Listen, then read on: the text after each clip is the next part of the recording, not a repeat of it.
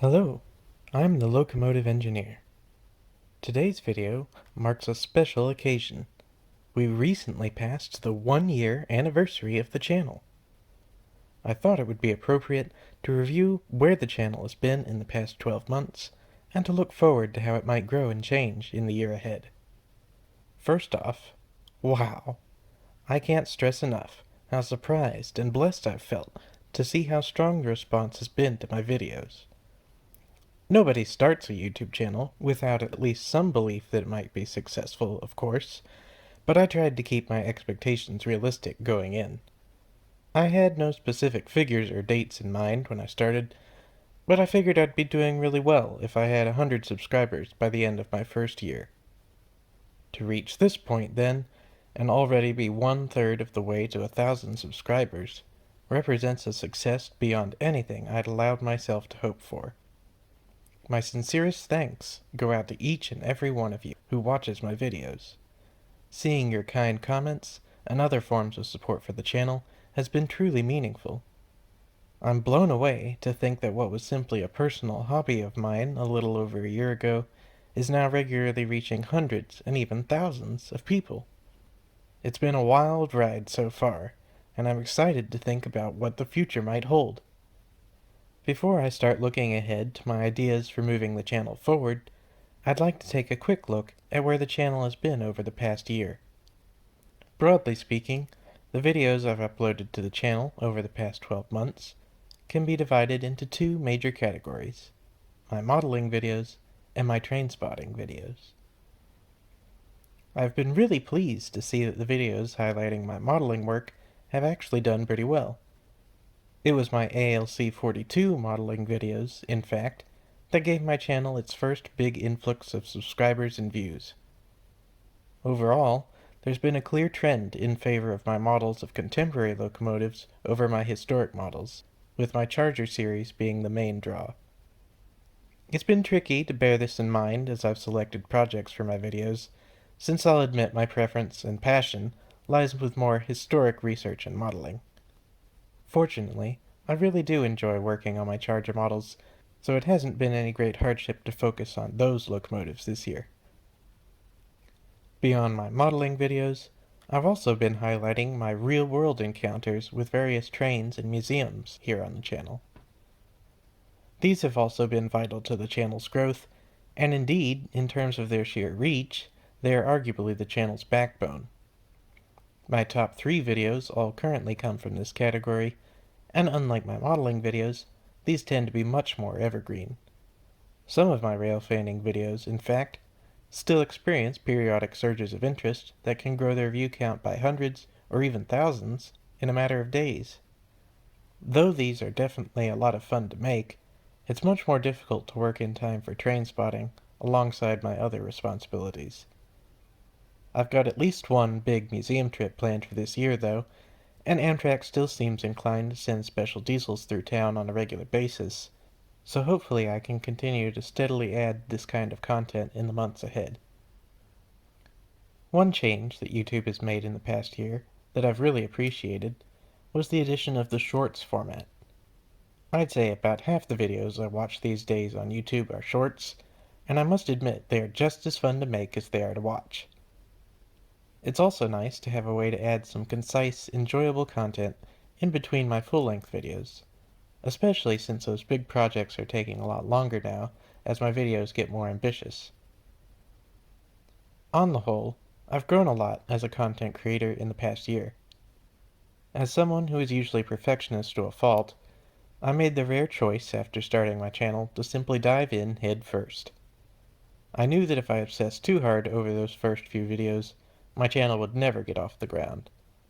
I've certainly come a long way from those early videos, some of which didn't even have background music, and the old adage that the best way to get good at something is to be bad at it first has turned out to be quite true in this case. Yet even as much as I might cringe at some of my early efforts, I find to my surprise that some of those first videos still get new likes and views even now. Hopefully, as I move forward from here, I can keep that in mind, and recognize that what's most important isn't perfection, but growth. Sorry if I got a little poetic there, but that does transition us nicely into considering where I'd like to see the channel grow in the next year, and beyond. The first area of growth for the channel is the obvious one. I think it's time to expand its social media presence. I already have a Flickr page that has been my go-to social media outlet for several years, but I'm also currently in the process of building a website, and I just activated a Twitter account. For now, I'll keep the focus on building up Twitter, but I'll maintain an open mind towards other outlets going forward. Beyond building up my web presence, the next path to advancing this channel is pretty clear to me, at least if the comments on my videos are anything to go by. Would you add this to Train Simulator? I'd buy it. Really cool video. If you make local Very nice.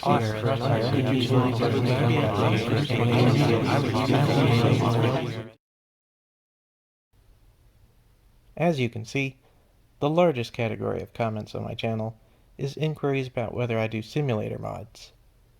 Since the vast majority of the modeling that I do, and pretty much all of the modeling I've highlighted so far here on the channel, is digital, this makes a lot of sense.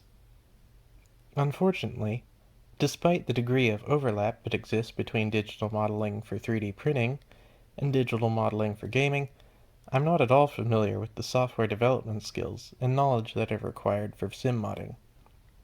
The irony here, however, is that the very thing that got me interested in 3D modeling and CAD in the first place was my time spent engaged with Microsoft Train Simulator and Oron's Trains franchise. Oron's Trains, in particular, was a very formative part of my life. Just as a kid growing up here in 2022 might spend hundreds of hours building elaborate worlds in Minecraft or Roblox, I spent many joyful and meaningful days crafting ambitious rail lines connecting fantastical cities during my middle and high school years. It didn't take very long, however, before I wished there was a way I could add new assets to the game, particularly my personal favorite, Dialco PA. Unfortunately, my high school ambitions soon crashed into the reality of limited internet access and my own inexperience with navigating a web-based world that was only just beginning to become the norm. 3ds Max was the go-to game development software at the time, but without ready access to tutorials and help guides, I was soon very lost. Over time, I drifted towards engineering CAD software, and the rest, as they say, is history. It's been a little under a decade now since I last spent significant time with railroad simulation software, and I have little sense of what the current simulation scene is like. I am very much open to learning more and dipping my toes back into the community, but I really have no idea where to begin, and the demands of my job and other day-to-day responsibilities make it difficult to find the time to dig in and do the research. So, if any of you can point me in the direction of modding tutorials or any other resources that might be useful, please feel free to pass them along, either in the comments below or through my other social media. I'd love to bring things full circle and finally return to my roots in railroad simulators during the year ahead. Sorry if that was a bit of a lengthy tangent, but I'll work to wrap things up now. One last thing I've been curious about for a while is whether there might be any interest in seeing me live stream a model build. I would most likely start something from scratch, and then see how far I could make it through in an hour or so. If that sounds like something that you might watch, let me know in the comments. Before I close, I just want to say thank you again for supporting my channel. It's been really cool to see where the past year has taken me, and I look forward to seeing where the channel will be next February. I'm the Locomotive Engineer, and I'll see you soon.